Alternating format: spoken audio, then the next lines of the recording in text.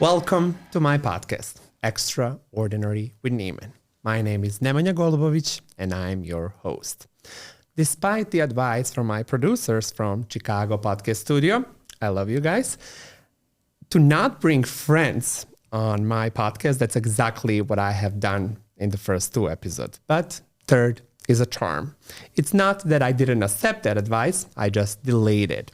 So for the first time, I'm having a guest that I previously didn't know personally, and I'm very excited about it because as you will be learning about, I will be learning too, but I just know it is very extraordinary story, and I will just go for it and let's find out more.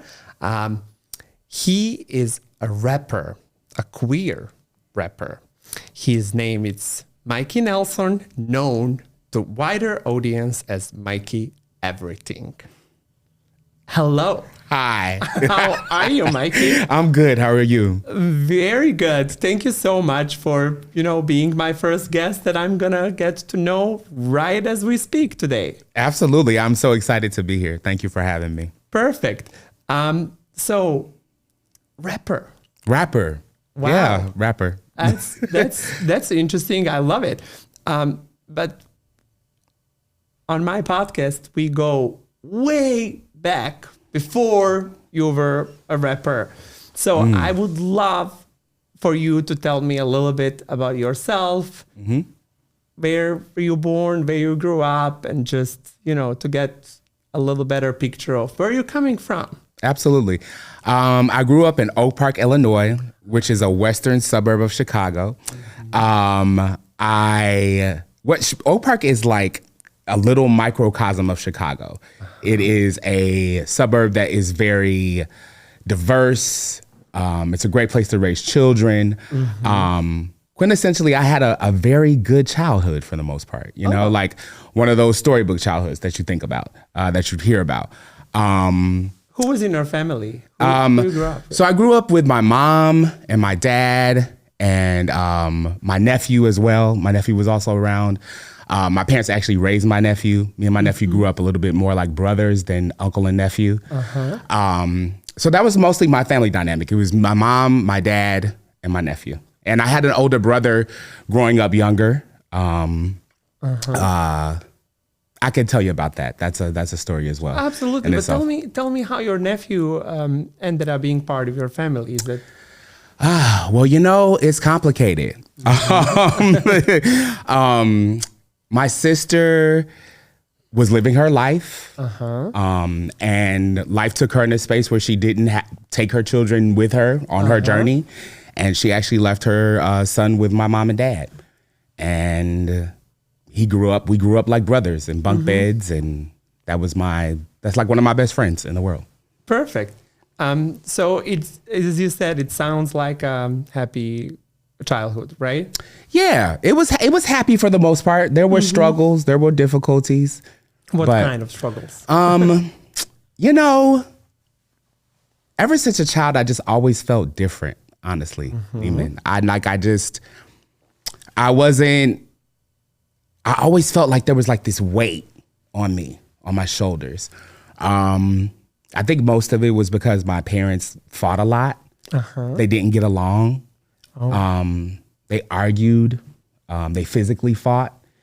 And, a lot of my friends always looked at my family like the Huxtables, like the good family, the family. I had a mom and a dad.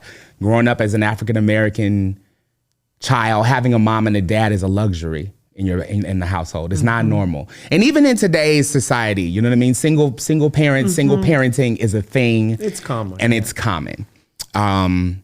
My parents were old school and they believed in getting good grades. They believed in talking proper. They believed in all of those things, but they were also cool. They were like hippie a little bit. You know what I mean? They smoked weed. They drank. They were cool parents, but my parents never got along, And as I grew up, I started to always question, like, why be in a relationship with someone that you really don't like? And that's something that I saw growing up. Y'all don't like each other. It's like pretty much obvious that y'all don't like each other, but they stayed with each other for a lot of years. And my dad was a great dad, and my mom was a great mom, you know?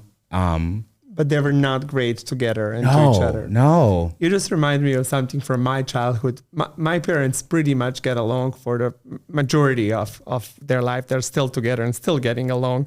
But there were moments when I was pushing my mom to get divorced. Yeah. And I was saying, listen, why don't you get... And now my mom mentions that because they are... In this point, I don't think it's going to happen. My father is 70. So if they didn't divorce by now, I don't think that's... there's always possibility. Well, but I don't think they will in this point. But my mom now often jokes and says, do you remember when you were trying to push me to get divorced? I was like, absolutely. Like every time they would fight, even if it's the smallest fight, I'd be like, so why don't you get divorced? Like, if you don't like each other, then why are you together? Exactly. Were you having those moments where you were trying to explain them that it's better for them to be apart? No, not as a child. Because as a child, you want your parents together. You want what you see the other kids that you go to school with, what they have. You want that. You desire that, you know? And I always felt privileged to have a mom and a dad because most of my homeboys didn't have a dad. At least they didn't have a dad in the house with them. They had a dad, but their dad didn't live with them. Their dad wasn't the kind of dad that I had. My dad was a present dad. You know what I mean? He was there. He lived in the house. You know what I mean? So that's a different dynamic than a lot of other kids that I grew up around had. So I always felt privileged in that way. Good, but you mentioned physical fight. Yes. Like, how old were you? Like, how was that affecting you?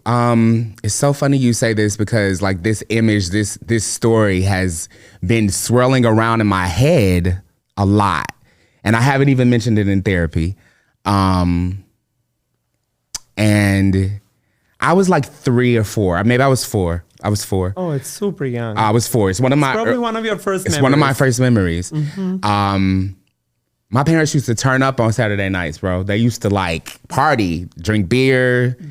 I think they might have been doing a little cocaine, smoking weed. That will do it. Getting messed up. that will do it. And, you know, one Saturday night, they were doing this and they started fighting. I don't know what it was about, but they were fighting. And my mom is a 5'2", 135-pound woman, but she is a whirlwind.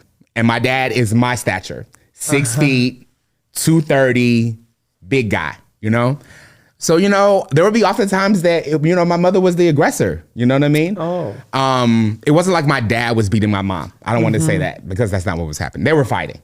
You know, okay. And they were fighting and they had beers. There was like beer and something happened and my mom threw a beer on my dad and then he pushed her up against the wall and she fell against the wall and she called the police and the police came and he left for the night. I don't even know if he went to jail. I've never ever had a chance to ask him that. But you remember all of that. I remember all of that. In front of and you. I remember crying. This is one time. I remember crying and I remember my mom putting me in the bed with her when we went to sleep. And then we got up in the morning. My mom was a stay-at-home mom. My mom didn't have a job at this point. My mom was a stay-at-home mom till I was like 6. And I remember her putting me in the bed with her. And then in the morning we woke up, we got up extra early and we went to the pancakes house for pancakes before school. And we never talked about it. She had a freaking black eye. But we never talked about it. It was never a thing that we talked about. So that's a one time. And then there was another time, a similar situation. They were fighting and I was crying. And I don't know how after all of this fighting as a 3, 4, 5-year-old, I was by myself. But I was by myself, I was crying, and I was sitting on the counter in the kitchen. Or no, I was sitting on the floor in the kitchen. My older brother came through the door, and he saw me crying on the floor, and he picked me up, and he was like, "What's wrong?" And my older brother was a jerk. Rest his soul. I'll tell you that story. But he was a jerk, but in this moment, he was very tender, and he picked me up, and he hugged me, and he put me on the counter, and he said, "What happened?" And I think I told him that they had a fight And he lived in the basement. He was probably in his late 20s at this time. Early 20s at this time. Maybe late teens, maybe 19, 20. He's 14 years older than me. So if I was 5, he was like 20, right? So put me on the counter, took me to the basement, took care of me. And that's like the end of that. But like those are some of my first memories of life, really. You just said there's a story about your older brother. Do you want to share that story? Sure. My older brother was tormented. My older brother's my half brother. My mother was married before she married my father, and she had my brother in that marriage. And my brother had a hard time. He struggled with drugs. He went to Southern Illinois University, and somehow he started freebasing. Freebasing is now what we call crack, but he was doing it in the early 80s. He was doing that. He was freebasing, and it developed into a full-blown crack addiction that tormented him for his entire life. And at 27 years old, he took his own life. Yeah. How old were you in that point? I was 13. 13? I was 13. And he wrote a suicide note and the whole deal. He wrote a suicide note. His father was somewhat of a, his older father was an alcoholic, was not in his life. You know, my father was his father, but him and my father did always see eye to eye because of his addiction. Because his addiction, you know, it's a disease. You're sick. It made him steal. It made him lie. It turned him into just another version of himself. You know, I was 11 years old, and I would get my allowance, and he would take me to go buy CDs, and he would take my money from me and go buy crack. And I didn't understand, and I was so hurt by that because music is everything to me. You know what I mean? Like it's always been everything to me. And thank you. So yeah, he battled addiction, and at 27, you know, I'll never forget. I was in 8th grade, and I was in West Side Story in 8th grade. And there was an organization called CAST, and I acted and danced in that organization. And I came home from rehearsal. It used to keep me at school till at least 8 o'clock at night. And I came home from school, and I went in my room, and my dad came and knocked on my door, and he's like, "Mikey, I have something horrible to tell you." No. That's not even how it happened. Let me stop. Let me wait. Take it back. I came in, I asked where my mom was. And my mom and my dad said, "Oh, your mom, Daryl is sick. He's not feeling well." So she went out to see how he's doing, to check on him or whatever. And he was living like in a building that one of my mom's coworkers had, you know, not gifted, but like let my brother stay in an apartment for like a reduced rate. And she went to go check on him. So I go in my room, getting ready for bed, doing my after rehearsal thing as an 8th grader or whatever. And then my dad comes and knocks on my door, and he's like, "Mikey, something terrible has happened." And I'm like, "What?" And he's like, "My brother's name is Daryl." And he said, "Daryl is dead." And could you understand that in that age?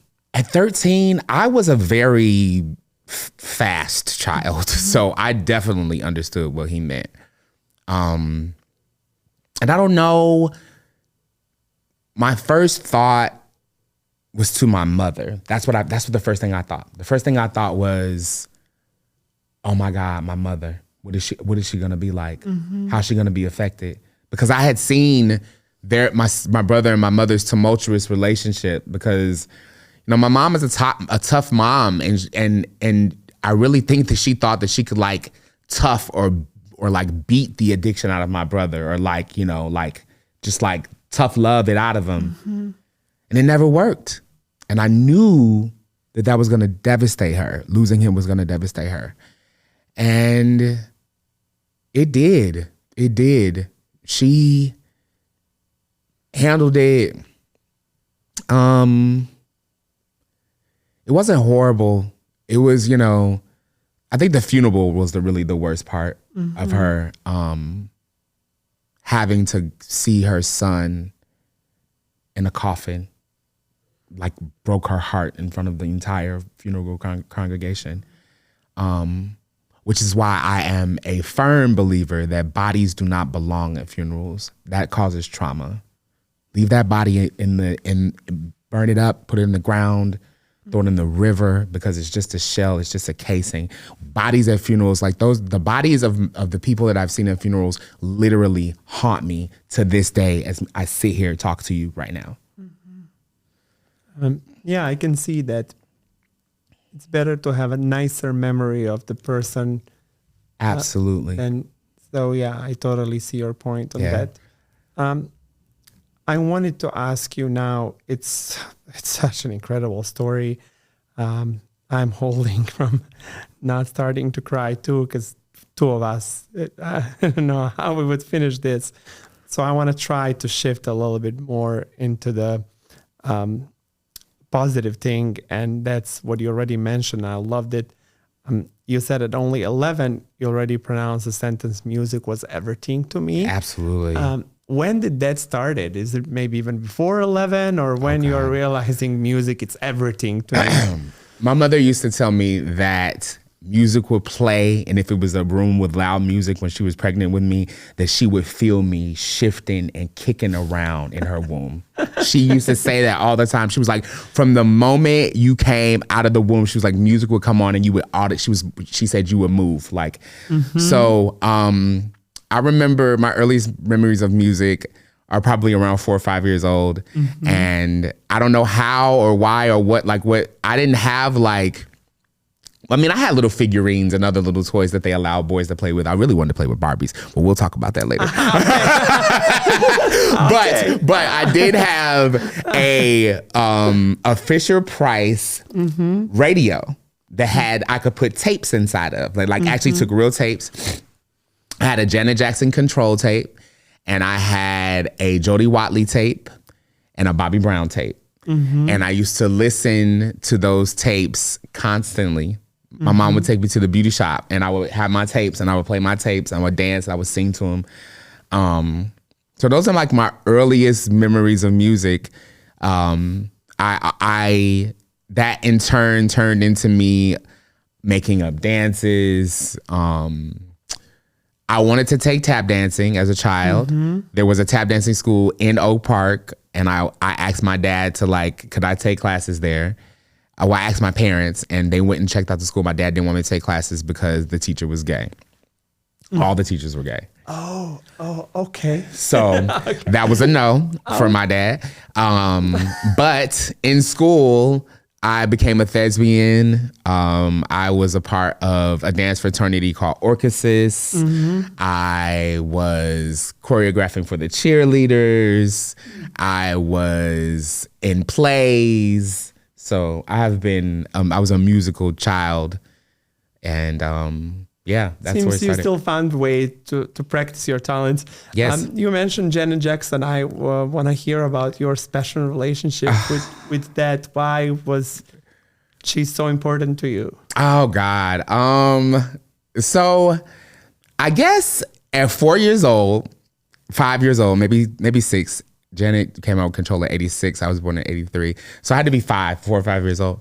And I had a TV in my room. It was actually a black and white TV.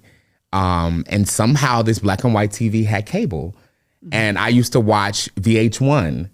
And I remember seeing Janet Jackson's Nasty video on VH1.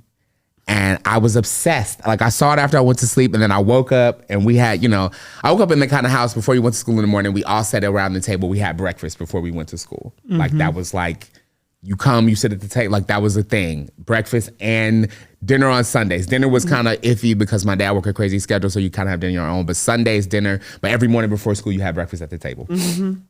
And one morning at breakfast, I was just ranting and raving about Michael Jackson's sister that I had saw in this video that was just incredible to me. And ever since then, I have just been a fan of her music, a fan of her energy, a fan of her character, her she's just her as a person, but also it made you realize that that's what you want to do in life. I knew that that's what I wanted to do. I knew that that's what I want to do from the moment I saw that. I wanted to do what she did.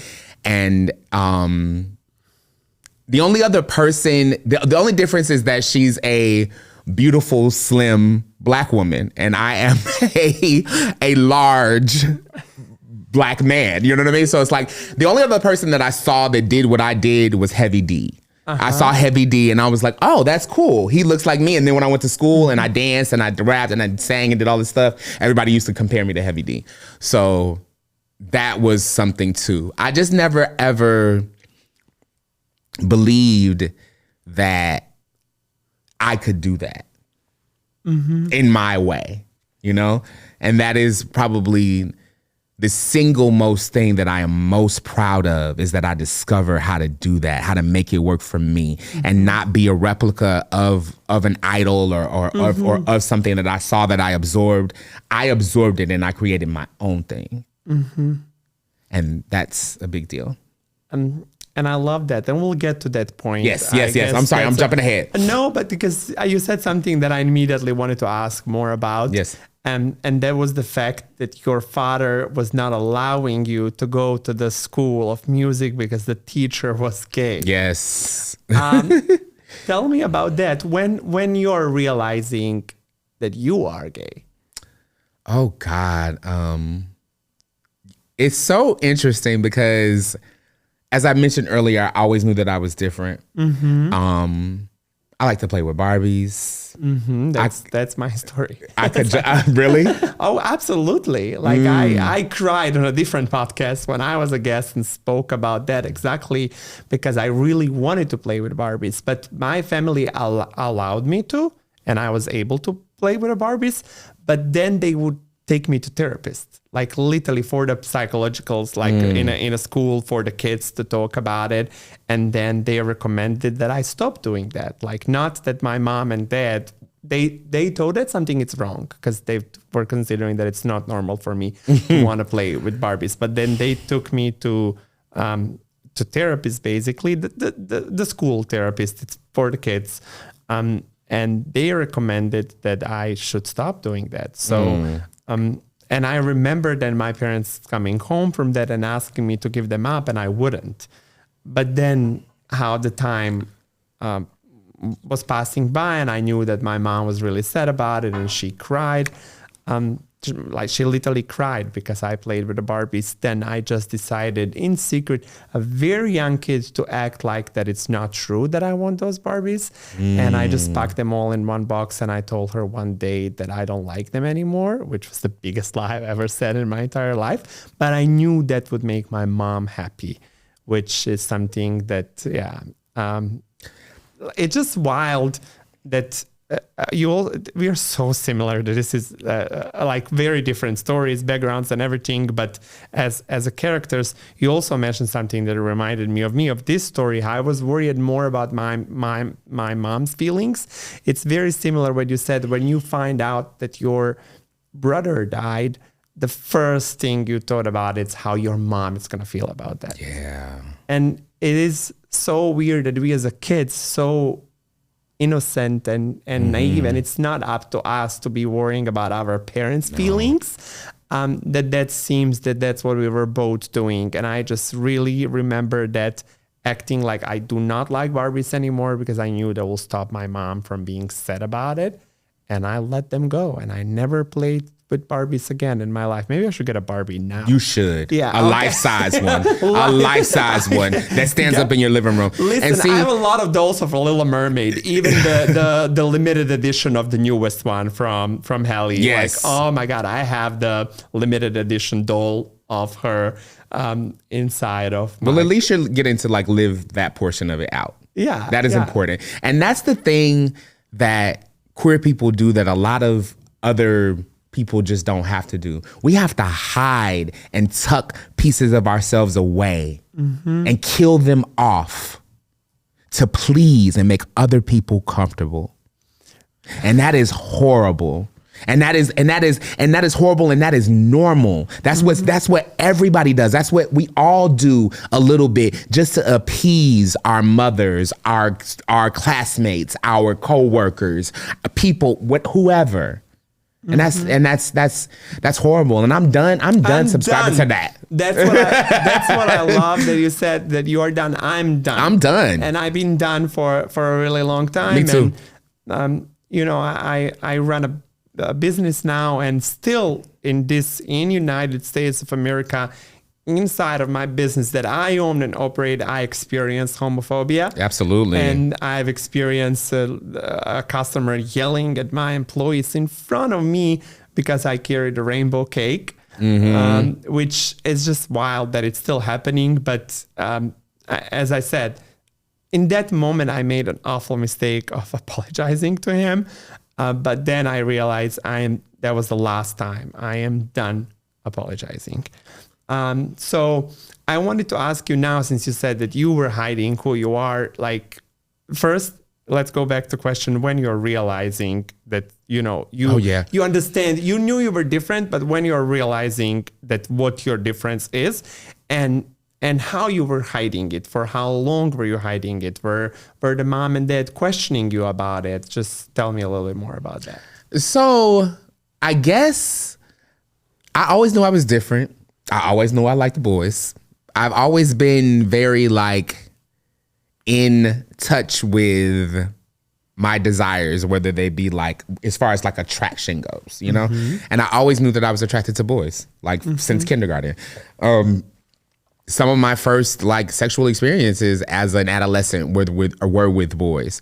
But those things were a secret, you know, a dirty little secret for the most part. How old were you when you had a first experience? Because me growing up in such a small... Where are you from? Montenegro. Montenegro is that's a country. Montenegro? Montenegro is a country. A country... In Europe. In Europe. It's very close-minded, even though Europe people think it's kind of third world country. Yes. Even though it is Europe, we are not even close to what Europe is all about. Gotcha. So I didn't have a chance to practice my homosexuality till a very late. I was in my 20s when I had a very first kiss with a boy, and it was in the game. It was the spin the bottle game, and it happened for me to kiss another guy that actually I was so desperately in love with. But while it's funny, it's also a little bit sad that is literally how I get for the first time. That's your first experience. To kiss the guy, and this is I'm already in my 20s. So it's wow. Wild. So now growing up in Chicago or Oak Park, where it's way more accessible, I want to know, how old were you? Are we talking about a kiss? Are we talking about third and fifth base? Let's go from the first base to all the way home run. Yes. So for a kiss was probably in third grade. How old is that third grade? I already asked that to Mika. You did ask Tamika that. I watched it yesterday. And she was like, I don't know. Third grade is 8 years old. 8? Yeah, so I was probably 8 years old maybe. So what? That was kiss on the lips? Well, yeah, it was a kiss on the lips. You emulate what you see people do on TV. But that was my first experience with another boy. Yeah. Okay. And then when I was 13, and I was growing up, there was a guy that lived across the alley from me, and those were that was my first sexual experience with him, and I was 13. Was the guy? He was 15. Too? Okay, good. He was 15. No. I was okay. Good. None of that. Yeah, he was 15. Good. So, that was my first sexual experience with a guy. But I also had sexual experiences with women too when I was 14. I've had a very healthy sexual How did you do that? Journey. You see, for me, that was always a no. I always never. It's funny. I don't know. I think that I think I've always naturally actually been attracted to women on some level. I am now not attracted to cisgender women. I am trans attracted. I'm attracted to trans men. So I'm attracted to female to male transgender human beings. Yeah, but that's a man. They be hot as hell. Right. Yeah, no, right, I agree. I right. have like 2-3 friends that are like, there's you like handsome, gorgeous, everything. Absolutely. That point, that's a man for me. Yeah. So like I get it. But I think that I've always been attracted to men that err on the more masculine end of the spectrum. I've had several like interactions, sexual relationships with studs. So like, or people that can call themselves studs. So people don't err on the more masculine side. Okay. So all of this is happening secretly. Yeah. No one knows. Do you remember who is the first person that you ever out loud said, I am gay? I actually said it at my best friend Christina Waters' house. Me and Christina Waters have been friends since I was 2 years old. We met in preschool, and we're still friends to this day. Hey, Christina. Hi, Christina. We were playing Truth or Dare in her room, in her basement. Christina Waters was the most grown-up kid in our school. Like, we could go to her house and just hang out. Her mom was super cool.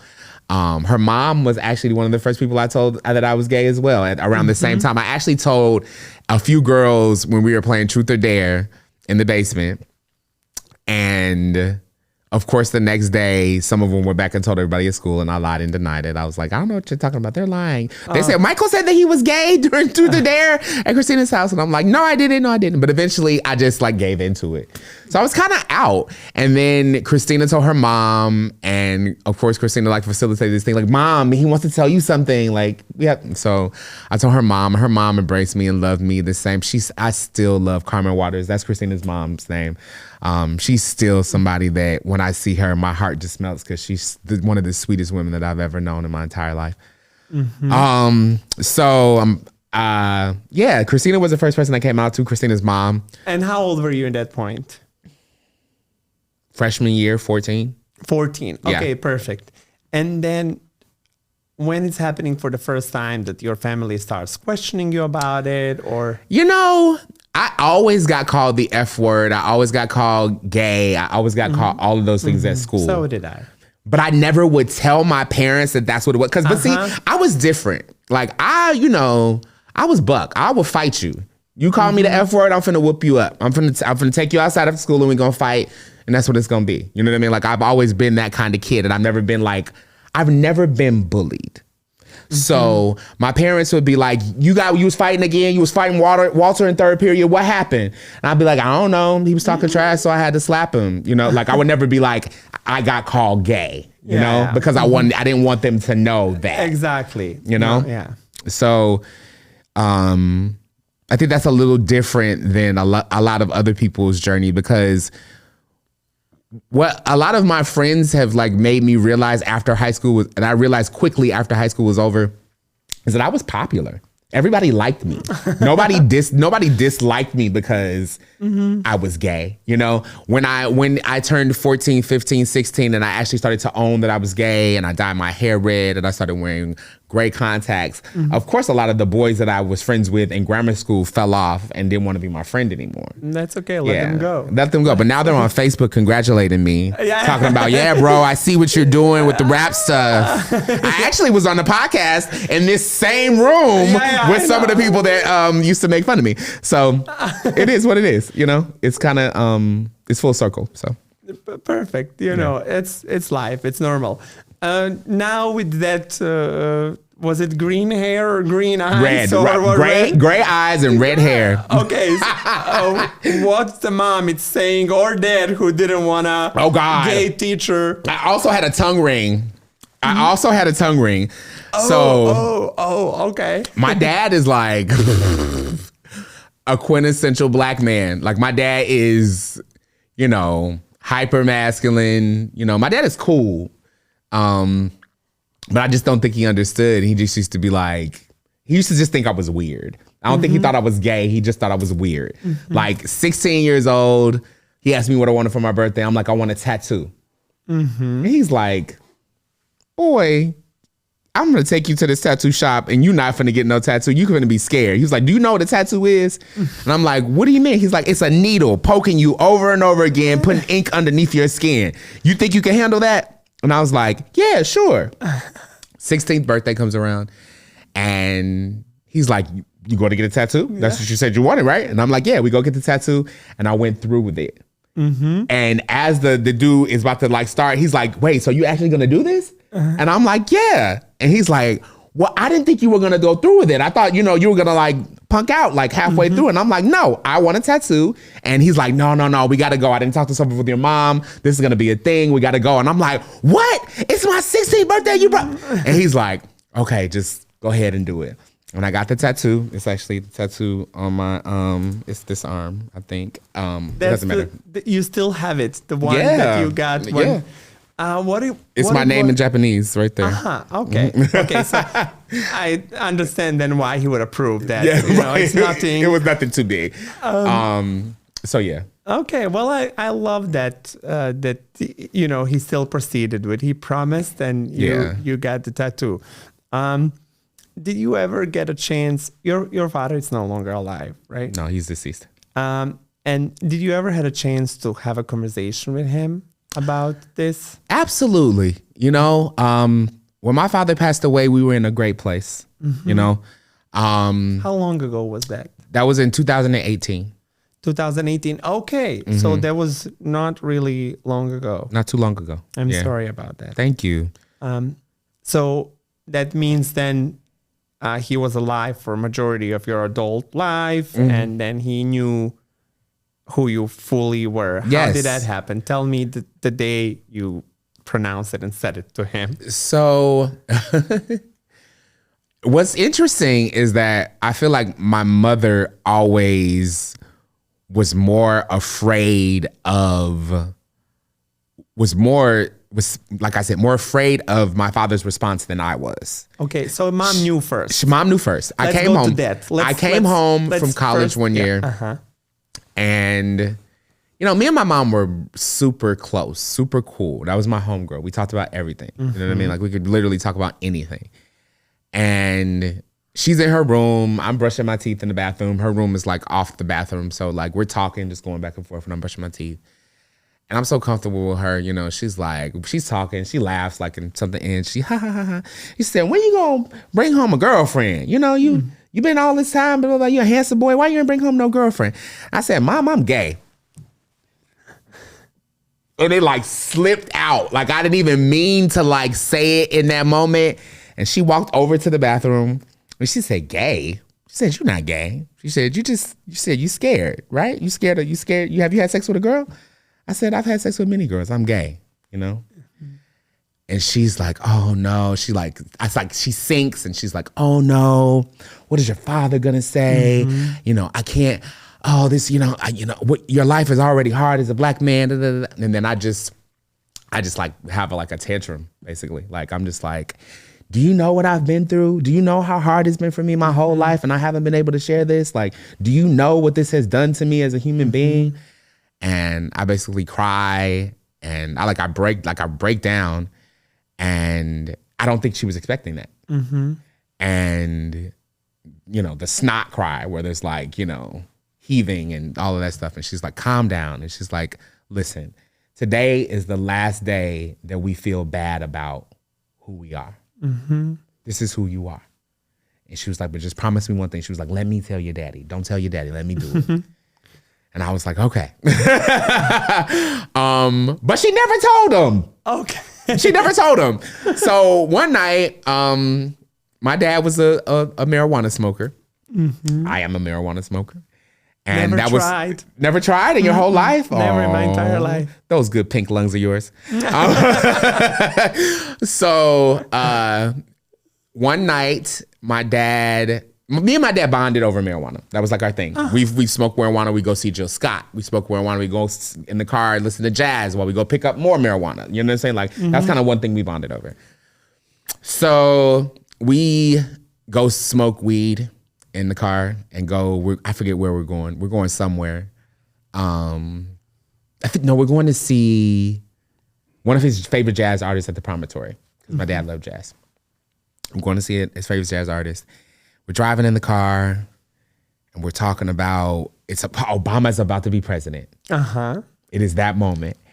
And he's talking about how he's so proud and how, my father was very politically connected in Chicago. He did lots of things. I can't remember exactly the name of the program that he was a part of. My auntie would be so mad that I'm not mentioning. I'm sorry, auntie. But it was a political group that basically was pushing Black politicians to the forefront in Chicago. And he was just saying that he never thought that there would ever be a Black president. And he said, "You want to know the main reason why I voted for Barack Obama?" I said, "What?" He said, "Because gay people deserve to get married." Oh. And I was like, where did this coming from? I was like, I wasn't ready for that. And I was like, yeah, they do. He's like, I believe that. And I said, I believe that too. And we never had to have like a deeper conversation. It was just like, that was a conversation. I could, then say said person is my boyfriend. And I never felt like I had to hide from him ever again, because I think that was in his way telling me, I accept you. And my parents also lost a son. They lost my brother. And I saw how that affected them. And I think that is another reason why they never shunned me or never made me feel bad about who I was when they knew who I was. And I think they also knew that they raised me as a person that if they did, I would cut them off completely. I think they knew that, So we never toyed with that. I'm so for cutting people off. I've been in that phase in my life, and it's like so easy for me. It's easy as heck. And no, it was so hard for me. It was hard for You're me a people for pleaser, though. Oh my God, awfully. And something, it's like, I always quote, it's a fictional character, it's not a real person, but she says, "I got this uncontrollable need to please people." And that was me a majority of my life. So it was extremely, extremely hard. I would be carrying some people that needed to be gone long ago. But I'm finally in that phase in my life where I don't feel anymore. I don't think I'm still going to do it very easily, but I'll at least do it. Yeah. But since you mentioned that, and that's how your father brought up to you, that he wants gay people to have marriages.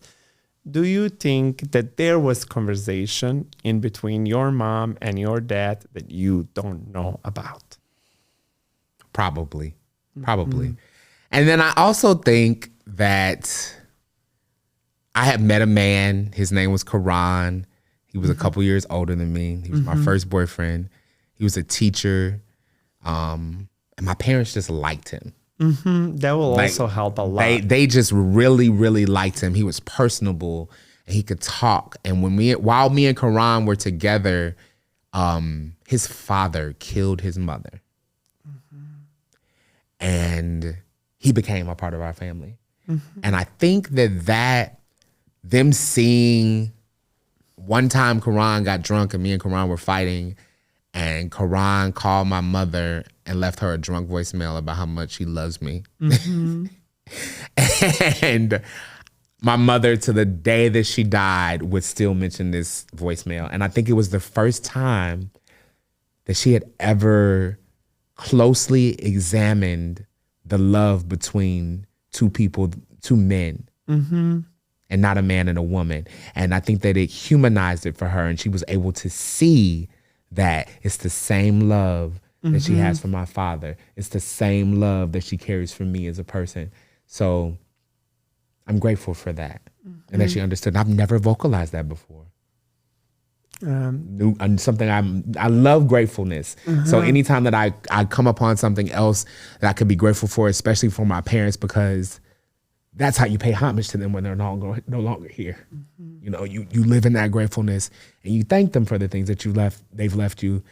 And I am fortunate enough, my parents have left me so much abundance, an incredible amount of abundance in their demise.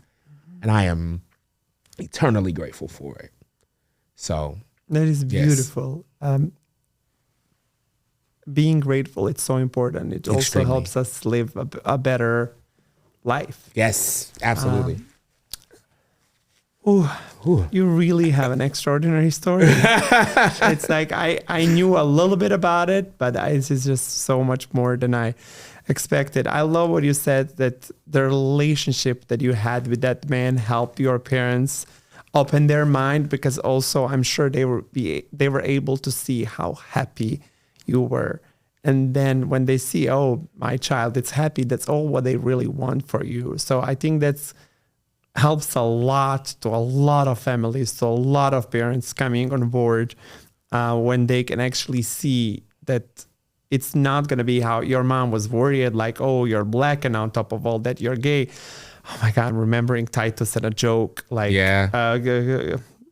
gay, black, and old. I don't know which box I'm going to mark on a hate crime. Please, okay? It could be any one of them. No. That's a joke from I think that's from the Unbreakable Kimmy Schmidt, but Titus, his name is Titus. I love Unbreakable Kimmy Schmidt. Yeah, so he's why was I going to mention her like a couple seconds ago? There's something about your energy that reminds me of Kimmy, and I don't really. Yes, oh my God, I don't know what it was. Like a couple minutes ago when we were talking, you were talking about something, and I was going to say the Unbreakable Kimmy Schmidt came through my brain, and then I had made the connection. I just didn't say anything, and then you said it. That's weird. It just reminded me. I love Titus. Titus is just incredible, and it is it's like the joke is so good because it's so true. He goes, black, gay, and old. Which box am I gonna mark on a hate crime? On a hate crime, because I could get killed for any one of those.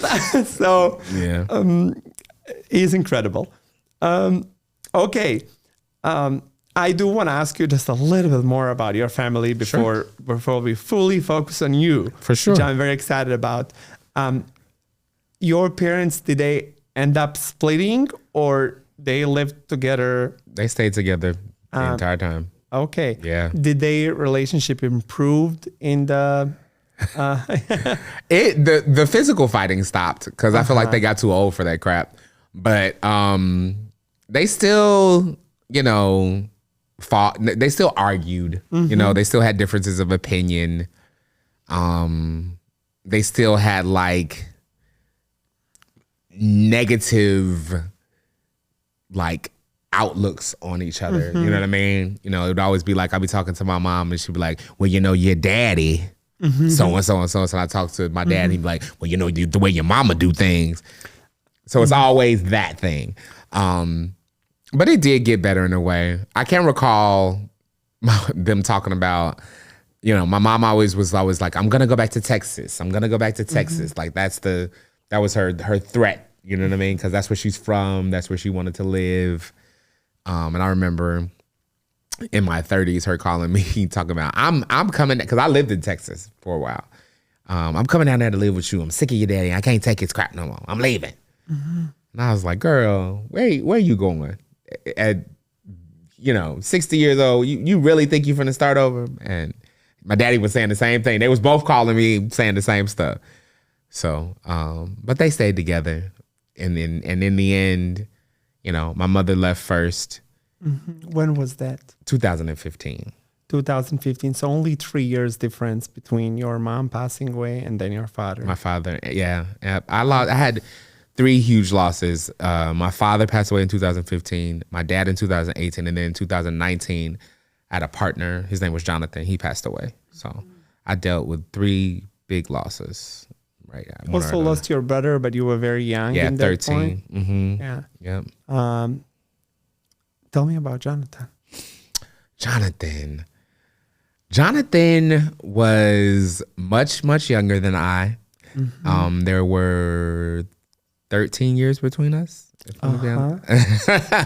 But we went to the same media school and we were just like immediately drawn to each other. He was a stylist and he was from Carson, California. And we just immediately like just became one. Like it happened fast. It wasn't even like a courting period. Like we were almost like instantly together. But he was a Sagittarius, and we just understood each other, and we had such a great time together, and we laughed and truly enjoyed each other. And he was there for me when my father passed away. He really just supported me, and I became close with his mother. And his mother, you know, comforted me and was there for me when my father passed, and they just were there for me. He was there for me at a very, very dark time in my life, at a time when I was, you know, still battling my addiction, and we haven't even got to that yet. Still doing, he just was there for me. He was there for me, and he was. And you said he was so young. What happened to him? He battled addiction as well. But that's not what he passed of. He actually passed away in his sleep. Like, no real explanation except that sepsis crept into his blood and he passed away. Some people say that's the most beautiful way to go. It's in your sleep. Yeah. I'm so sorry that you had to experience that too. Thank you. And about your mom, was she sick or? So my mother went to the hospital on a Saturday she said it was the worst headache that she had ever experienced in her life. And she went to the urgent care, and the urgent care sent her home, gave her pain meds to send her home. And Monday morning she had an aneurysm. That's how my mother passed away. And my mom survived it. Really? And it's the same story. Was sent home and at home passed away. And then my father took her back and in coma, the surgeries and everything, but she came out of it alive. Wow. It's the same story. You, your mother. Sent back home with Tylenol. Tylenol, right. But literally the same thing, how she described it, it's what you just said. She says it was the worst headache she ever felt in her life. And my mom, it's not type of the person that's going to go to hospital if like anything it's wrong unless she feels she's dying. And that's how bad it was. And she went to the urgent care in our very small town where they can be very, very clueless about what is going on. And was sent home back with like Advil, Tylenol, like ibuprofen, like a headache pill. That's what they gave her. And then she got home and just passed. And my father called the ambulance. By the time she got to the same clinic, she was completely unconscious. They took her to capital of Montenegro, which is Podgorica. She was in coma for. The very next day, she actually had a surgery immediately.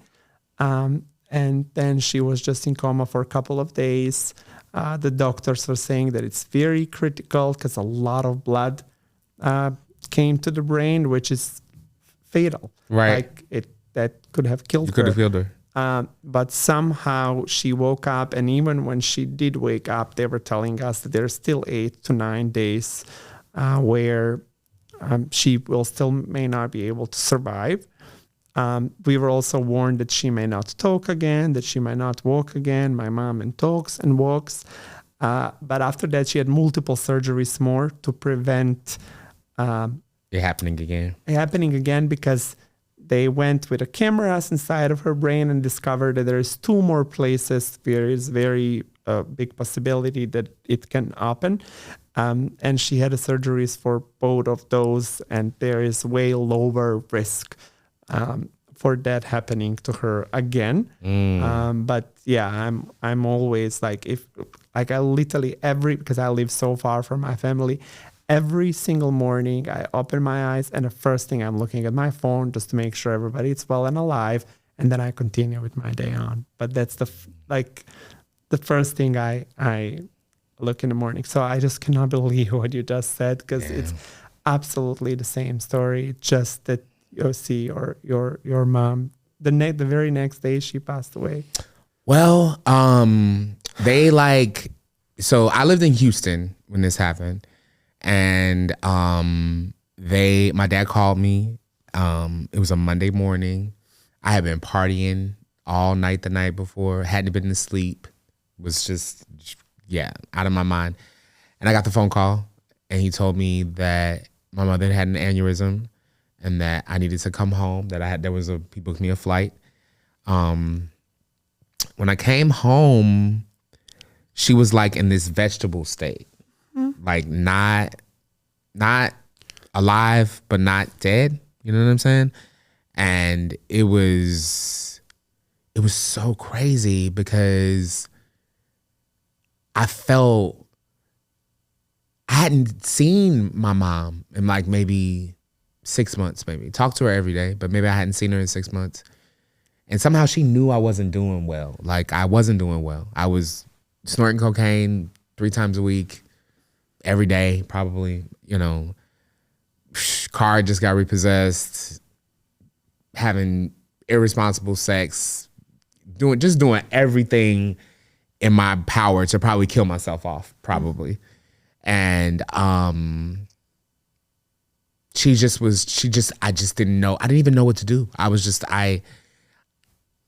Only thing that I knew is that she wouldn't want to be hooked up to these machines and have these doctors running in and out of the rooms gawking at her. You know what I mean? So I talked to my dad, and I'm like, we talked to the doctors, and they're like, there's not much we can do. We can keep her in this state for at least 2 weeks or so. And I'm like, no, I wouldn't want to put her through that, because I know my mom, you know what I mean? Like, and I know that she would want to just rest. And so we decided to take the life support away. And she technically passed on March 17th, 2015, which is 5 days before my birthday. So her celebration of life was actually on my birthday. Not on purpose. That's just when it ended up happening. And they were going to change it. But I just said, go ahead with it. So it's burying your parents is the saddest part of life. There's really nothing sadder than that. Only thing that's sadder than that is maybe burying your child, because I watched my mother go through that. So yeah. I wanted to ask you, now that you mentioned your addiction, and I wanted to ask you how that started, but in all honesty, like, it just seems you had a lot. And I know that could be a reason why you were trying to escape that reality, maybe. Is that how it started? Like, or to make it better to talk a little bit more on a positive note, how did you snap out of it? What was the moment when it was a wake-up call for you and that you were like, I want to live? I just want to say this for anybody out there that may be feeling like this, because I feel like there's a lot of people that feel like this, and they think that they're alone, and they're not. I used to have this overarching feeling like that I was going to die. Like that was like my destiny, or like that was like I was going to die early in some sort of way. I don't know why I thought that. I think I thought that because I saw my older brother die at 13 and he was 27. And I thought that was my path as well. And I think that subconsciously I did things to feed that. I drank until I was crazy, snort cocaine until I couldn't do it no more. You know what I mean? Stay up for days and days on end. So I think that I was subconsciously trying to do that. But when I came home and I buried my mother and my father was still here, and I'm really grateful for those 3 years between my mother passing and my father passing, because me, my nephew, and him, my nephew came back home from New York, and we really got to bond and spend, the last years of his life really getting to know each other as friends. And, I feel like what helped with me staying straight is that I knew that he needed me to take care of him, you know? And in his last days, I'm stealing this from your homegirl, Tamika. I had the privilege of taking care of him because it's not a duty, it's a privilege to be able to take care of your parents in those last times. And I took care of him. I did everything. I was working a job, I was going to media school, and I would still come home and, take care of him. And, after having a 12-hour day, still stop by his house. And, I still did a little cocaine here and there. I ain't gonna lie, I did.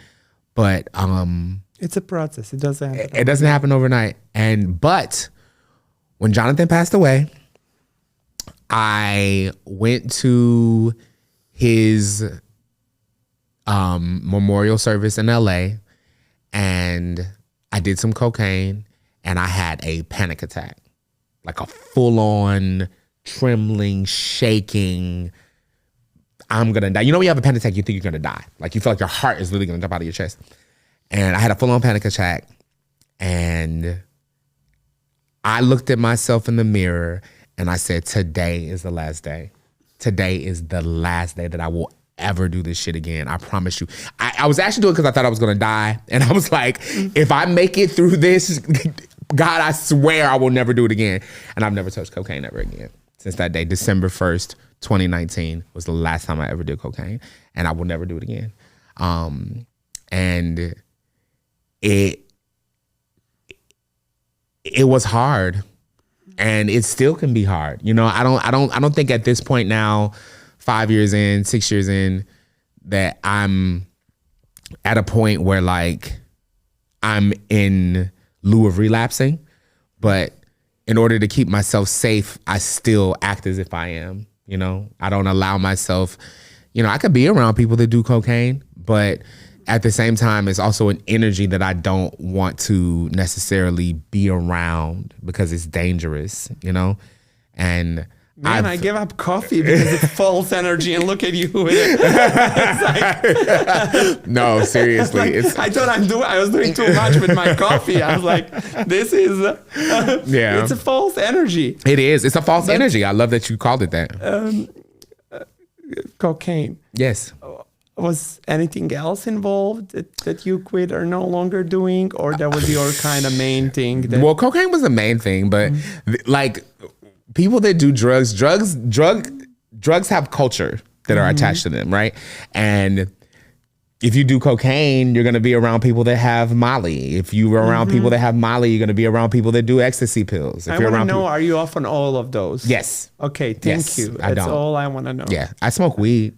That's fine. Yeah, but that's all I can do. Like, and I can't, like I just can't now. I don't even have the desire to do it anymore. You know what I mean? I've replaced it with music. I've replaced it with something that I love so much more. And it's funny, when I came home and my mother passed away, I had a therapist. Her name was Benita. And I always talk about Benita in my interviews shout out Benita, because she really taught me something about myself. She was an astrologist and also a psychologist, or excuse me, a psychiatrist. And she kind of blended those together. And she pulled my chart back in 2016, before I even had birthed this whole Mikey Everything idea. And she looked at my chart and she said, Mikey, if you can use the energy that you use to be a drug addict, to be some sort of artist, she said, I don't know what kind of artist. She said, I'm just looking at your chart and this is what it's telling me. If you can use that energy to be an artist, you will be wildly successful. She said, like a millionaire. She said, that's what your chart tells me. And that's what I'm doing.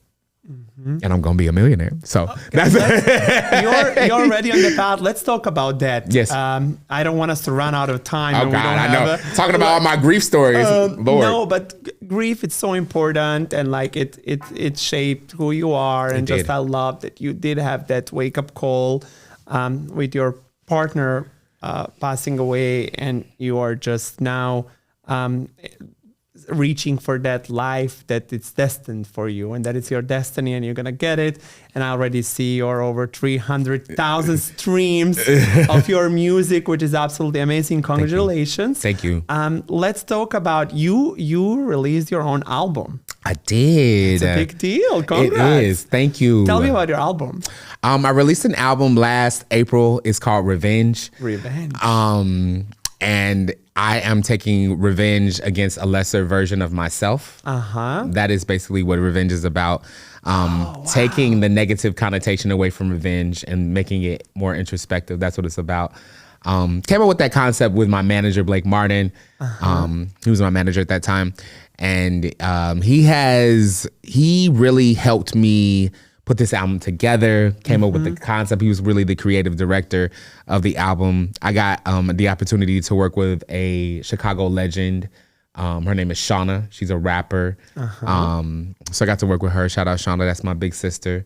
And I just really got the opportunity to like make some of the best music that I've ever made. And I was really, really proud of it.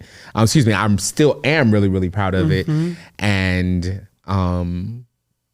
I learned a lot about myself. I learned a lot about how far my talents can take me. You know what I mean? Like I feel like I tapped into a different version of myself making that album, and I'm really proud of it. So I'm proud of you too. Thank you. Tell me about your first song ever. And the reason I'm asking this is because somebody may be watching this and is into music and it's wondering, how do I get my first song out there? Like, what did you needed to do? Or was it like a self-published? Or how can someone, if not an album, at least a song, how can someone put a song out? For sure.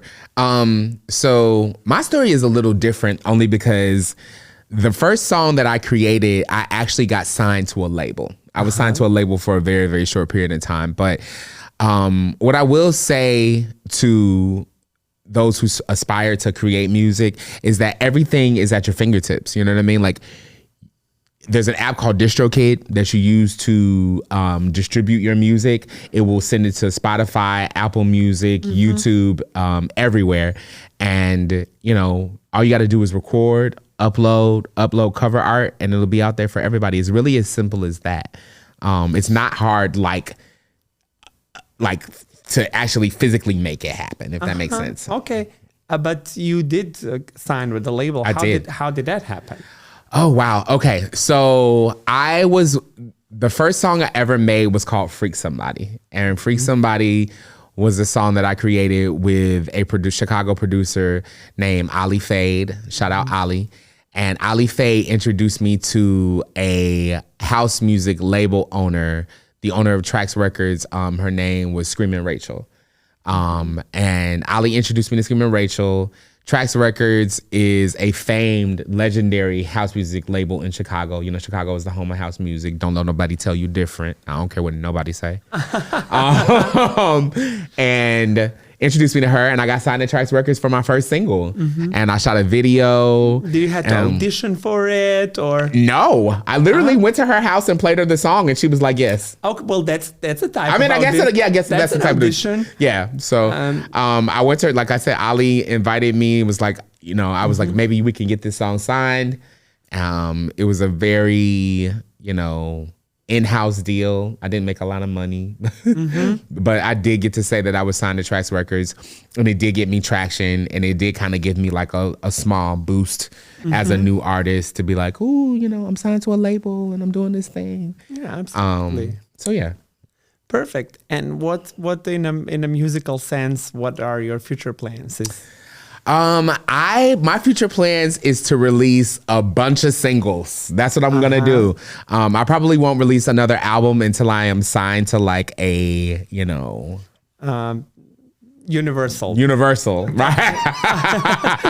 There you go. You were looking for a word. I was trying to say yeah, but you took it. Till I'm signed to Universal or wherever the case may be. But yeah, I'm gonna release a bunch of singles. I've been working on new music. I have a new song coming out in March. It's called Sneak. Sneak. Okay, well, that's a little sneak for everyone little sneak watching peek for everyone. Yeah, exactly. The new song Sneak coming out. Okay, well, I'm very excited about. I went a little bit through the things that you do, and everything just looks very impressive. You're videos are looking high budget. I'm glad. Is that not the case? The world will never know. No, but that's a talent. Well, I'm gonna tell you something. Part of my journey, I got to work on the hit television show Empire. I was a casting associate on Empire, and I worked on set with the extras and the stand-ins, all of that good stuff. And while I was on set, I took a lot of notes, and I learned a lot about what a quality production looks, sounds, and feels like. And I have adapted all of those skills and used them for my own music and my own production. So that's where the high budget look comes from. Perfect. You were also a cast on some type of reality show, dating show for gay queer people. Yeah. Tell me about that. What was that? Whoo! So I went on a queer dating concept. It's called Full of Love, Pop the Balloon edition. So it's this whole thing where, they present a guy to everyone, and there's a room full of 5 or 6 guys. This is the first queer edition of it. Is it like a bachelor type? Is it one guy? It's one guy. Yeah, it's like a bachelor type where one guy comes out, and then so there's a room full of people with balloons. If they are interested in you, they keep the balloon. If they are not interested in you, they pop the balloon. Oh, wow. Yes. So how was that experience? I went on and everyone popped their balloon but one person. So it was, the experience was interesting, to say the least. And it's still available for people to watch on YouTube, yes. right? What's the name? One more time. It's called Full of Love. Full of Love. Go on YouTube and find the show and watch it. We'll see you there. Yes. But yeah, what do you want to say about the experience there? I just wanted to say that Black queer people need to really work on holding space for each other and being less superficial. And I understand sometimes we like what we like and we're attracted to what we're attracted to, but I feel like we have to delve into why we are attracted to these things. It's all changeable because I met people that I were thinking that they're not attractive, but once I loved them, I was thinking they're the most beautiful people on earth. Absolutely. Love will make you feel that way. Absolutely. So I so agree with you. This whole shell is not who someone is. You know what I mean? And I feel like a lot of people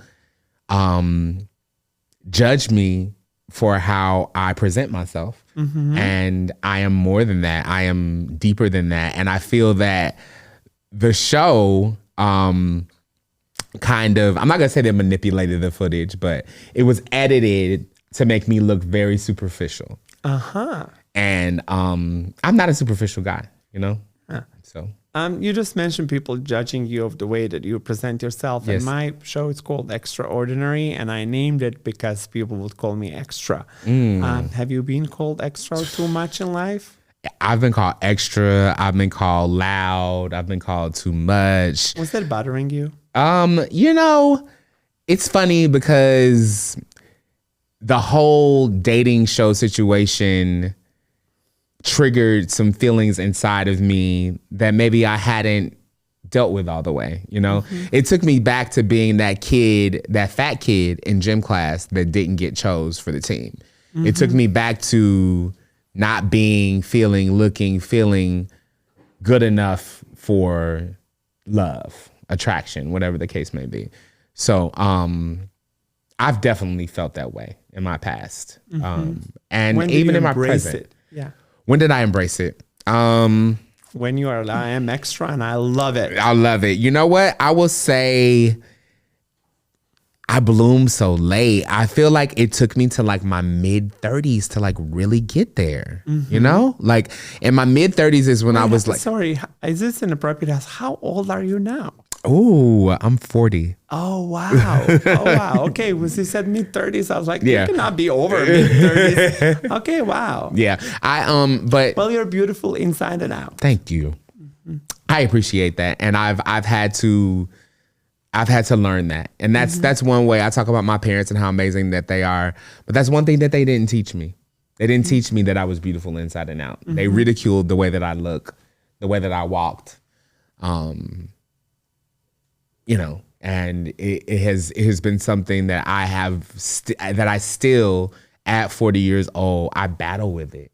I really do. And it's tough. And especially it can be tough being a public figure, you know, and also people want to they don't believe me when I say it. They're like, oh, stop. Oh, quit. Oh, stop. You can't be serious. Oh, you of all people? Yes, me of all people. That's how I feel. No, I understand that feeling more than I can explain. I know you do, because you are a huge, beautiful light and a personality, and nobody probably knows what you go through and the feelings and insecurities that you may have that you don't talk about, because you come off super confident. So I can get it. I'll thank you if I do come off as a super confident, but I love the part that people will often assume that, you know, I'm into my looks or something like that. A majority of the time I hate myself. But whole different topic. I want to switch chairs with Neman. I want to switch chairs with Neman so I can ask the questions. we will do that in some future. I normally end with two things. One, I cannot believe this, but we were out of Kill My Name juice. I owe you a Kill My Name juice. Okay, you love Kill My Name, right? That's how we found each other. Okay, so let's just start this. So I love Kill My Name. I love what Kill My Name stands for, but Kill My Name is only an extension of you. You are Kill My Name. People come to the restaurant for the food because it is absolutely amazing and it is vegan and it's good for your soul and because you have the connections with Tabitha Brown. But listen, it's about you. I have been a fan of you before I was a fan of the food. I wanted to come there because I saw you and I saw the way that you support Black people unapologetically. And I see how the people that don't support Black people try to come for you in the comments and how you show them nothing but love all the time. And you can still continue to support even if people that look like you don't. And that speaks volumes. And you deserve your flowers for that, because that's something that not a lot of people are doing. And people talk about allyship. Nah, it's bigger than allyship, because allies are what you have when you're inside of a war. You are part of the fight. And thank you for that. Thank you for saying that. No, you don't have to thank me, because it's true. I mean it, and I've watched it, and I admire what you do. So thank you as a Black queer man. And you've also stepped into this space where you started to like include queer people in your process. And not that you excluded them, but now you are like loudly and proudly doing that. So congratulations for stepping into a space where you feel comfortable enough to do that. Because I feel like it hasn't always been that way. That is true. Thank you so much. You're welcome. Very kind of you to say. You mentioned veganism. Are you vegan? I'm vegan. Stop! I have been vegan since September of 2023. Oh my God! Yes, this is a new thing. It is a new thing for me. It's going to be a Euro like this. Okay, well, yes. Congratulations. Thank you. How's that going? Oh, it has been absolutely life-changing. What made you go vegan? Okay. So I have always had gastrointestinal issues my whole life. And I went to New York to shoot a music video. I stopped eating beef and pork maybe 3 years ago. But every once in a while, when I'm feeling, it's a special occasion, like I'll treat myself. And I went to New York and I went to Carmine's and I had my favorite pasta that has pork in it. And I got it and I ate it. And when I tell you, it literally almost killed me. Like, I had to go to the hospital. I was like sweating, convulsing, missed my flight to come back to Chicago. And everyone had left. The videographer and my manager, they had all left, and they had left me there because I was like, I'm gonna stay a little day and I'm gonna have a day in the city by myself. And child, I was in my hotel room heaving and panting, had to go to the hospital. And at that very moment, I said to myself, I'm not eating meat ever again. Good for you. I had no idea. Yeah. Yeah. I honestly had no idea. That's amazing. Yeah. Veganism is the way to live. It is. It has changed my life. It's changed my skin. It's changed my poop. It has changed my... That's true. That will do it. My energy levels. It has been life changing. And I have two little cousins that are vegans that are two of my favorite people in the world. I love them to death. Aaliyah and Kendra, I love y'all. And they are two vegans, and they've been vegans for quite some time. And they are like your quintessential vegan. Like, they have taught me how to be a vegan. Wow. So when they were here, we came to Kill My Name. Oh my God, thank you so much. Oh, I had no idea. Yeah. Oh, it's beautiful. Yep. No, I had no idea you were vegan, and I just love all the things that you said, because veganism will do it. About the skin, about the stool, everything. It's so important. And my goal is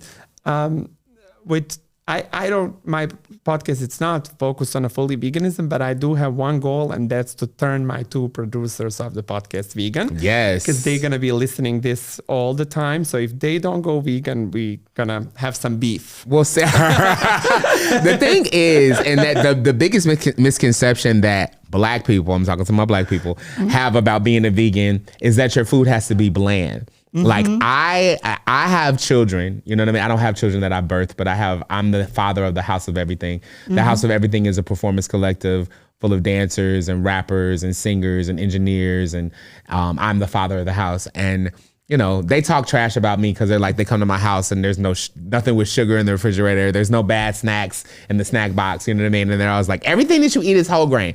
But I'll make a pasta, like a vegan pasta, and they'll eat it and they'll be like, oh my God, this is so good. Like, this is vegan? Like, made them buy vegan lasagna and they're like obsessed.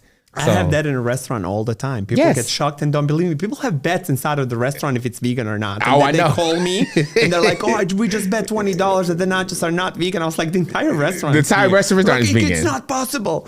So Yes. I get that all the time. You see, about the veganism, I also care about the planet. So the papers that I used in a past episode that are having ingredients of the olive oil and avocado and things like that, I wanted to use the same paper, so I just flipped it on another side and wrote one of the most popular names of today's music. Okay. Okay, and I just want to know very quick, because we are running out of the time. Yes. How you feel about these people? Okay. Okay. Oh, So, no.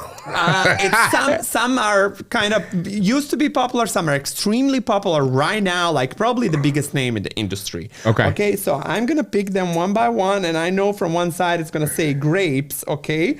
Because But I need to as get the other side. As I'm saying, I'm recycling the paper, but on another side it says Olivia Rodrigo.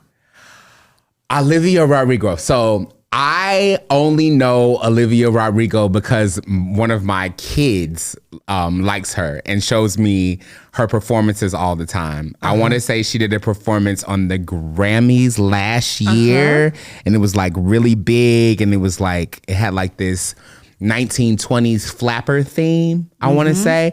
And I thought that it was incredible. So I loved that. I love your quintessential pop star, because there is a part of Mikey Everything that desires to be the quintessential pop star as well. So I love it. Perfect. I don't know if I should put Queen on this, because like everybody loves the Queen, but Queen Bee.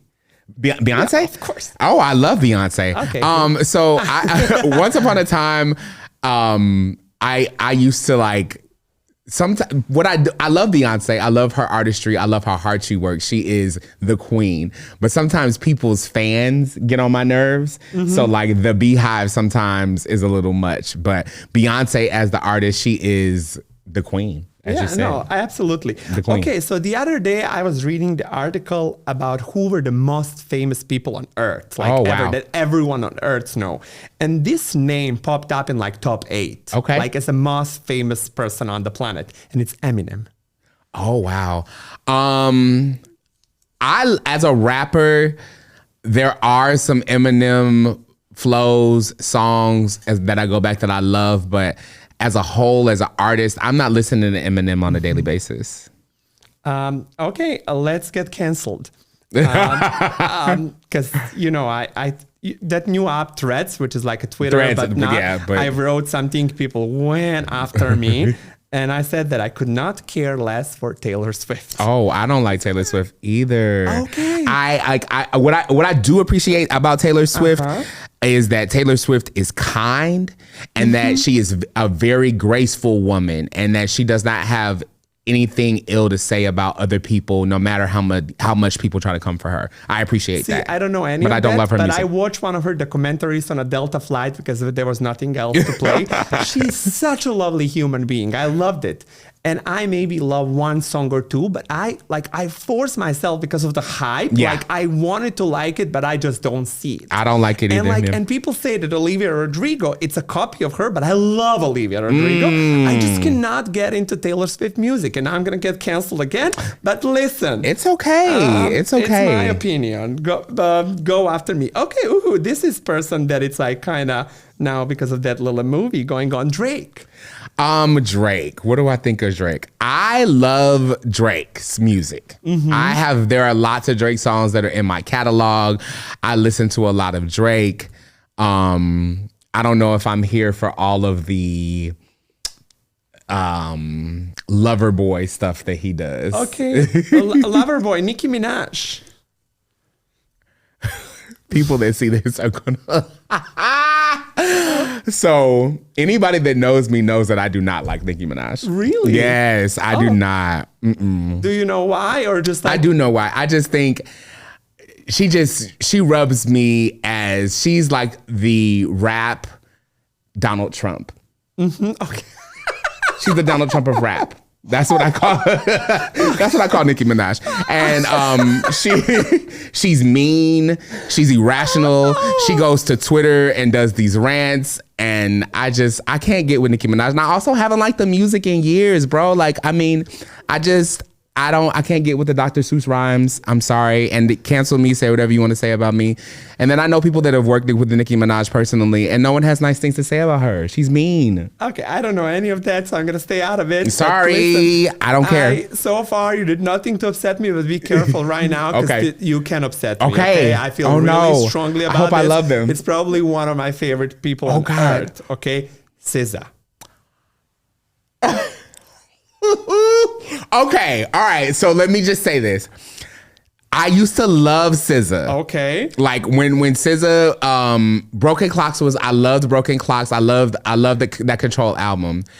After SZA went through her physical transformation, something changed for me. And I don't know what it is or why it happened, but I haven't been able to connect with her new work the way that I was able to connect with her old work. Like SOS, it's like my favorite album of all time. I love every song. It's so good. I adore her as a personality. I love no other artist interacts with her fans the way she does. And I just love that because I follow her on Instagram. She follows me back. Yes. So she's more likely going to see this. So be careful. But the way how she posts their stuff, multiple of my reels that posted, SZA herself, that got millions of views because of that. You're on SZA stories, it's 1 million views. I made a video of that, easy, right? So I just love her, not just for the music, but as a persona. I think I really don't know any other that big artist that gets so close attached to her fans the way she is. What I do love is that SZA lifts up other Black female artists to the sky. Like she goes hard for other Black female artists and specifically Black female artists. And I think that she doesn't take it as competition. And I think that a lot of artists can learn from that because it's not competition. There's enough light. There's a lane for every single one of us. But I love Control. That's where I love SZA at. Like I was obsessed with artist that will one. forever remain unasked. I'm not gonna show who this was, but Soy? This is the most random one that I'm. The Soy. But what says from another side, I'm not gonna tell you because we don't have a time for her. But we have time for her. This is the most random thing ever. Okay. Shakira. I love Shakira. It's who can hate Shakira? Like, it's one of the first artists I was aware of their existence when I was a kid, and really? I loved it. I speak fluent Spanish, and I mean she's not the sole reason, but she contributed to it. So Love Shakira. I love Shakira too. Perfect. Well, thank you. This was so much fun. It was great. Thank you. Where people can find you? You can find me on Instagram, official_Mikey Everything. My music is streaming on all streaming platforms, Mikey Everything. Mikey Everything, you were everything. Everything I hoped for and more. Oh, thank you. And I loved it. Thank you so much. so much. What a story. What an episode. This was truly extraordinary. So much to take away. I really hope you will leave inspired as I was. We were just really blessed today. And I'm so grateful for that. We use that word a lot, but I think it's very and extremely important to be grateful in life. And I hope you learned that today from this story and see that maybe your story it's not the worst, because we heard a lot. Thank you so much for tuning in today and for watching this. I will see you very soon. And remember, if anyone tells you that you are too much, you'll tell them to go and find less. I love you.